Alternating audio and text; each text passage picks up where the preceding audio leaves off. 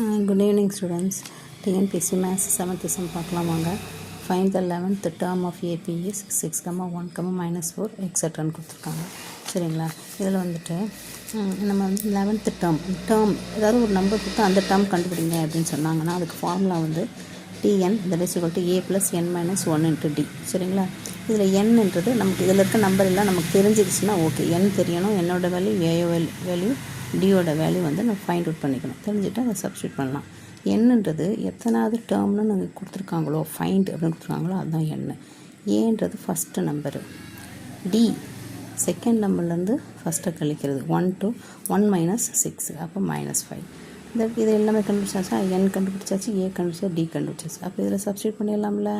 அப்போ சப்ஸ்டியூட் பண்ணுங்கள். TN that is equal to A plus N minus 1 into D formula எழுதிட்டு டீக்கு என்னுக்கு பதிலாக TN பதிலாக 11, T11 that is equal to ஏக்கு 6 ப்ளஸ்ஸு என்னுக்கு 11 -1 இன்ட்டு டிக்கு -5 போட்டோம்.